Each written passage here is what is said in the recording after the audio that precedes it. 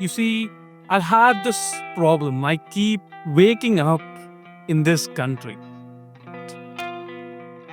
I keep waking up in this country in a room that might make poetry difficult. So I do what any other sane poet would do, and I blame this country.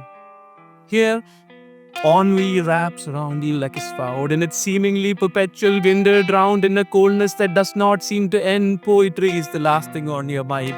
I told myself that I was an imposter, not used to these waters, not used to finding warmth beneath beer garden heat labs, not used to these icy paved street walks, not used to Lucy aptly leave by December. But the truth is, I am no stranger to this country. The truth is, I'd seen abroad in the movies, I'd heard people sing about it, I'd read Joyce halfway through, and I'd been here in my dreams long before I had to beg for a visa to stay. Because you see, when I was young, I found a tongue that wasn't mine and I grew to love it. I drooled and spit and licked this language off the ground where you left it. I even managed to find out the right words sometimes. I have been searching for that feeling all of my life. So I left home in search of that land in my dreams, in search of poetry, and now poetry has left me. I wake up in a room that might make poetry difficult. I grew up so much these past 2 years, but I can't help waking up next to myself. I moved across the world.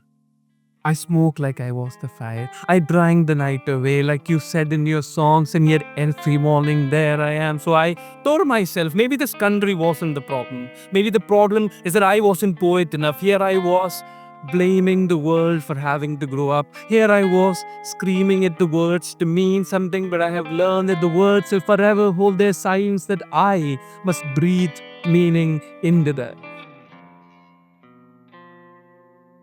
So I turned inward, dove into memory, recalled the myths that my grandmother told me. My childhood home, which is a poem that has been lying in wait. Threadbare tea strainers, the rotary telephone, the scheduled telus in all parts of more. That old photograph of my grandfather, adorned by a plastic garland, hung there by my grandmother's, coughing at death. His glasses barely holding on, like a metaphor, like a memory. I know this course already. I have carried winters inside me long before I knew the feeling of snow. I am familiar with this world as it is with me, because I was born beneath the equator, where the sun finds you, sets the trees ablaze, and turns the leaves translucent like a flashlight against the web of the calm. I was born beneath the embrace of a blue sky so warm, so heart-like, that no coldness could ever reach my heart or my poetry. I have learned that I am not borrowing this language. I am doing it a fucking favor every time I speak it. I have learned that no matter how far I go or how much I grow, I will always wake up next to myself. And when I do, you better bet that I will wake up in a room that might make poetry.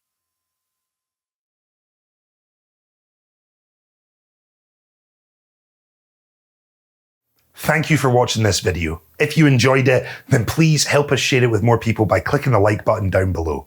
If you want to see more videos like it, well, there should be one on your screen right now. Click that and you can head right there. Or you can subscribe to the channel. Make sure to ring the bell icon for notifications and you will never miss another video we put out.